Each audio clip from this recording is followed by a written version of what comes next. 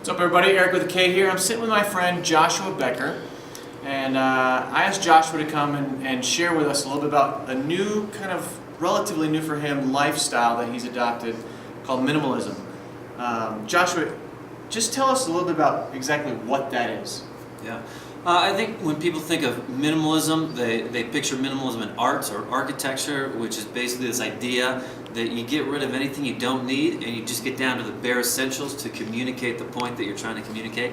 And a minimalist lifestyle then is the same thing, where it just says, I'm going to get rid of everything I own that I don't absolutely need, that's absolutely essential, and essentially embracing that lifestyle of living with just the things that you need. Now, how long has this been happening in your life? For us, it started, the process started, it's not something you do overnight. Right. 2.5 years ago, had a conversation with my neighbor. I was out cleaning the garage. My kid was in the backyard on the swing set begging for me to play with him. I was doing the garage. Neighbor made a comment about, we don't need all this stuff, try living a minimalist lifestyle. And I said, at this moment it sounds so good. I got all this stuff. It's distracting me from where I'd rather be, which is playing with my son or doing things that I really love rather than cleaning and organizing and maintaining stuff.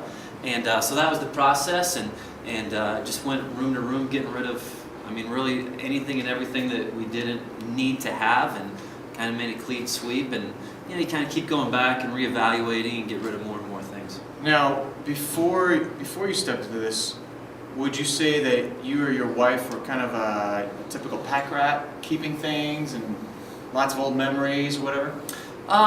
Yeah, I would say, we weren't a hoarder on one end, right. But we weren't, scaled back.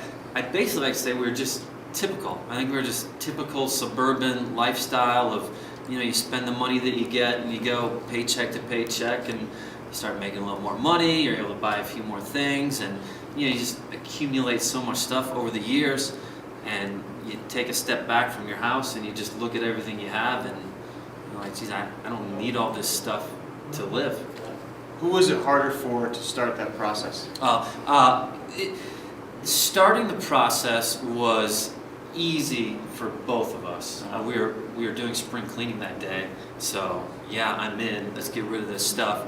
As we've gone further, it's been tougher for her. I feel like we've gotten rid of probably 60% of our stuff, and if I had my way, we'd go, another 10 or 15%. She's pretty happy where we are. So I think starting the process was easy, and most people, when I have this conversation with people, they're like, yeah, I got to get home. I got too much stuff in my closet. I can just picture the rooms where I can get rid of stuff and declutter. And so starting the process is not difficult, but how far down the road we go. Going. Now, what are just practically speaking, what are some things that you've gotten rid of? Well, a lot of stuff. I would say the three things that come to my mind right away was clothing. So we did clothes as kind of an easy thing to just pull the stuff off the shelf that you don't need. Another thing that we did early on was we went through our living room and we started pulling off decorations. Kind of went with the mindset of if a decoration doesn't mean something to us, then we're going to get rid of it. Like, okay, the picture matches the couch, but it doesn't mean anything to me. Meanwhile, it's distracting from the photo of my family, which means everything to me. So we started getting rid of decorations, went through the kitchen, and just drawers full of stuff and cupboards full of things that were just taking up space and cluttering, and got rid of stuff out of the kitchen. And is television in that? Yeah, that would be one where I would prefer to go further than we have. But I went down to one television, got rid of the one out of the kitchen, and got rid of the one out of the bedroom, which has other benefits. But got rid of those, and we got the one in the living room still. That's great. Now I can say that, right? You can say whatever you like. So you're 2.5 years into it. You started blogging about this. Talk about that process. What's happened? You started blogging about it. Things have come about. Yeah, started blogging. Started as just like our personal story. My parents live in South Dakota. I live in Vermont. So it was a bit of just keeping them up to date on what we were doing and what we were getting rid of. And so we started doing that. As we were journaling about what we were getting rid of, the thought processes just began churning, and you start thinking more about what you're doing. And so we began listing out all the benefits to our life of owning less. I mean, less cleaning, less money, less stress, more time for my kids, more freedom to pursue the things that I truly love. And so we began writing about those things, some of the heart processes that were going on about, okay, why did I have that many clothes in my closet? Why did I make that purchase? And so just found a ton of just self-evaluation that we were writing about. And then last February, we put it all in a book.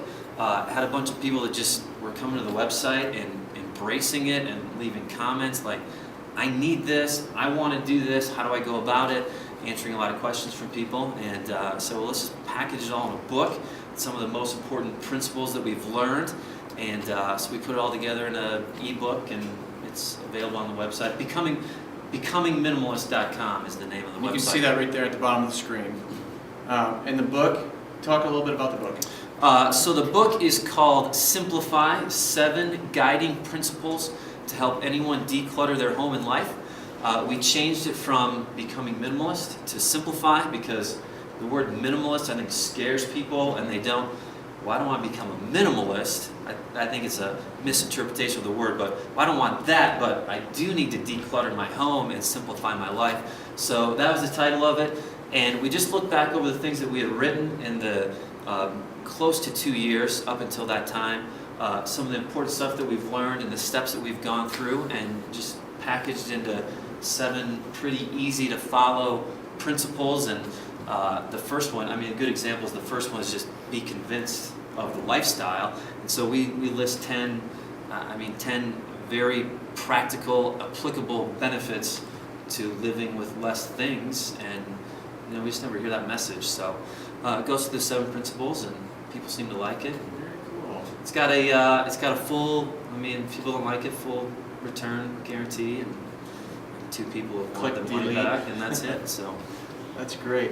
Well, Joshua, thanks so much. yeah, Appreciate you taking your time. And if you have questions, feel free to hit the email on my link there on my page.